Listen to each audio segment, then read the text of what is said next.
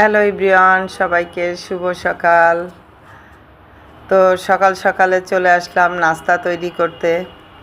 তো আজকে আমার কিছু ঘরে থাকা জিনিস দিয়ে খুবই মজাদার একটা গরম গরম নাস্তা তৈরি করলাম। তো সাথে এখন আমি নাস্তার সঙ্গে আমি কলা মিক্স করব। তো কিছু কলা আমি কেটে নিচ্ছি, পাকা কলা।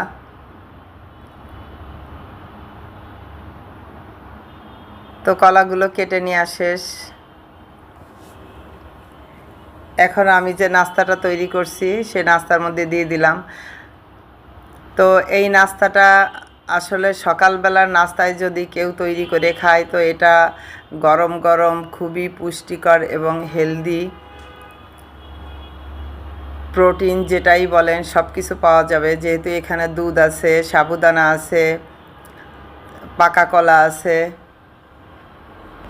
তো আমি আরও দিয়ে দিচ্ছি, আরও ভিটামিন বাড়ানোর জন্য এখানে দিয়ে দিলাম বাদাম, কাজু বাদাম, কাঠবাদাম।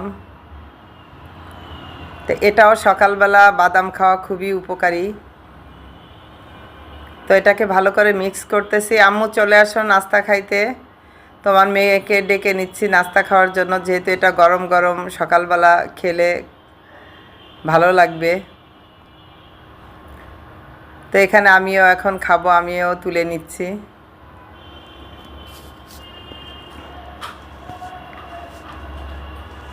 তো গাইজ, এই ডেজার্টটা আসলে আমার খুব ভালো লাগে খেতে।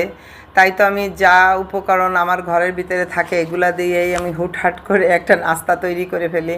আর বাসার নাস্তা তৈরি করতে আমার ভালো লাগে। আমি মাঝে মধ্যে আপনাদের সঙ্গে ভিডিও শেয়ার করি, আপনারা দেখে থাকেন। তো বিসমিল্লাহ। অনেকে রান্নাবান্না করতেও অলসতা দেখায়, বাহির থেকে নাস্তা এনে খায়। তো আসলে বাহিরের যে পরাটাগুলো ভাজে ওনারা আমার একদম পছন্দ হয় না। তো আমি যে কাজগুলো করে থাকি প্রায় সময় দেখা যায় আমার ঘরে যেগুলো থাকে এগুলা দিয়ে আমি নাস্তা তৈরি করি। আর এই সাবুদানাটা খুবই ভালো একটা ব্র্যান্ডের সাবুদানা। তো এই সাবুদানাটা সবসময় আমি কিনে ঘরে রাখি, কারণ আমার সাবুদানা খেতে খুবই ভালো লাগে। যখন আমার ইচ্ছা হয় তখনই আমি রান্না করে খেতে চলে আসি। ঘরে যেগুলো ফ্রুটস থাকে এগুলা দিয়েই আমি এই সাবুদানাটা ঘরের ভিতরেই একটা ফালুদার মতো তৈরি করি। তো সবাই ভালো থাকবেন। ভিডিও ভালো লাগলে লাইক কমেন্ট করবেন। আল্লাহ হাফেজ।